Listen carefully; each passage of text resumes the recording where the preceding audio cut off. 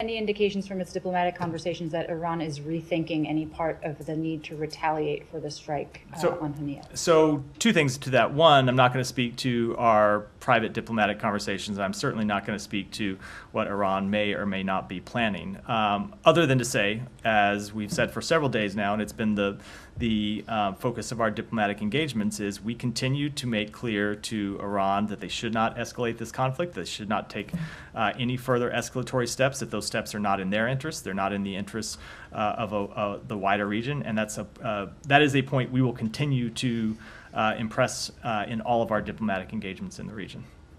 Is it clear to the U.S. how persuasive the prospect of a ceasefire deal is to the Iranians? Is the appeal of a deal greater than the need to retaliate? On one side of the coin, yes, we believe that a ceasefire would go a long way towards alleviating tensions in the region. It would obviously have immediate benefits for the Palestinian people in Gaza. It would have immediate benefits for the hostages and their families. But we think it would allow us to make progress in the diplomatic endeavors we have been pursuing to bring calm along the Israel-Lebanon border, and it would allow us to ease broader regional tensions. On the other side of that coin, certainly any further escalation just makes all of the region's problems more difficult. And one of the problems that we're addressing is the conflict in Gaza and trying to reach a ceasefire. So it is true that anytime you have an increase in tensions, it makes all of our diplomatic efforts more difficult. So I would hope that that's something that Iran is paying attention to and something that they're cognizant of, and they wouldn't want to do anything to hurt prospects for a ceasefire. They wouldn't want to do anything to further raise regional tensions and raise the risk of this conflict spiraling out of control, but we can't speak for them.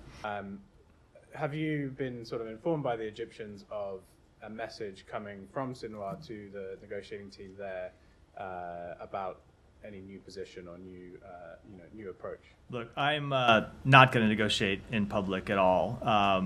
But I will say one thing that was true before the death of Haniyeh and remains true today is that Sinwar was ultimately the decider when it comes to questions on these talks. And so whether he is sending messages directly or sending messages through intermediaries, he has always been the person who would decide whether Hamas agreed to a ceasefire or not, and under what conditions they would agree to a ceasefire. So we don't believe that that has changed. Spain recognized a state of Palestine. The U.S. has good relations with Israel and Norway. Do you have any comment on this? They have long played an important role, and we think it's important that they continue to be able to play that role in talking both with the PA and with Israel. We don't think steps to prevent them from playing that role are particularly helpful, and we'll continue to engage with both countries. Has the United States engaged specifically with Israel in this? I'm not aware of any specific conversations. We may have had them in the embassy. I'm just not aware of any.